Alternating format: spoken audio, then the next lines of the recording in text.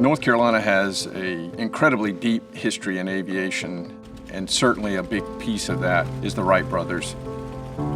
It was 1903, they were able to lift off and maintain flight, and as some have said, it's 12 seconds that changed the world. 115 years later, it's amazing to think about where we're at.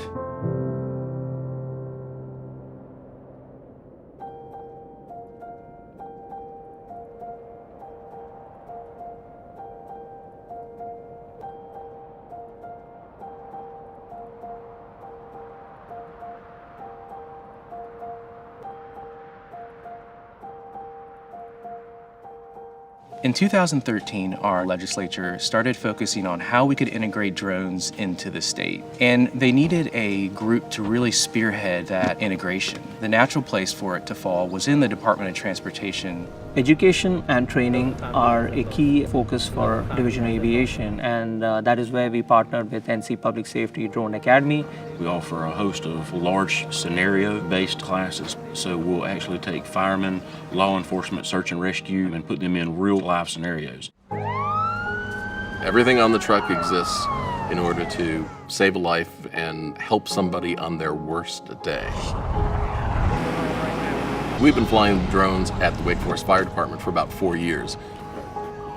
The number one goal of the drone at a public safety scene is to provide some sort of actionable intelligence that would not otherwise be obtained.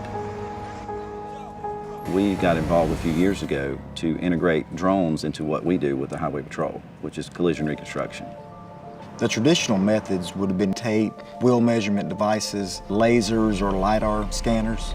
The whole process to map a crash would take anything between 3 to 5 hours. Having the drone in the vehicle allows me to get to work right away. We can get a scene mapped in less than 30 minutes, and we can open up the roads in less than an hour. Our environmental analysis unit has been able to use drones for herbicide spraying. So before we were able to use drones, we had to do traditional methods. It meant a large number of people, a large number of man hours. Use of drones has definitely made the job safer with less effort.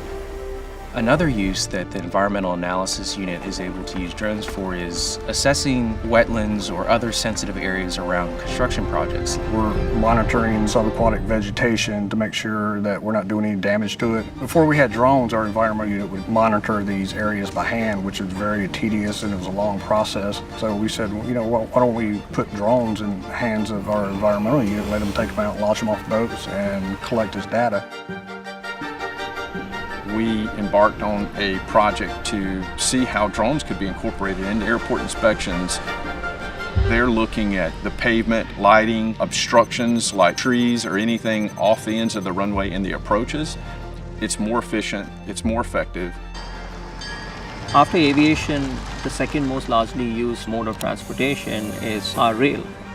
They were usually driving 10, 20 miles down the rail at one time and filming with a film camera out in front of the windshield. So we saw this happening, so we said, you know, why can't we launch a drone? We drive down the railway, we get a wider picture of the rail so they can look at the railroad tracks and railroad ties and see if there's any damaged areas. A common occurrence in our state are tropical storms or hurricanes.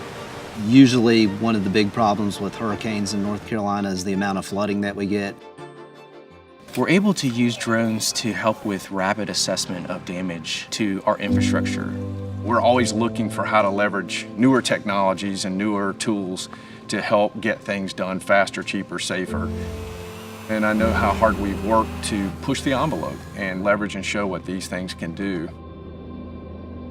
Drones in the future of these tools and this technology is going to surpass what manned flight has done.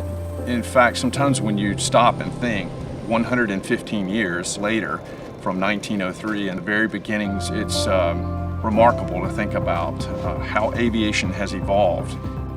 If the Wright brothers were here now, what would they think of aviation? I think they'd be amazed.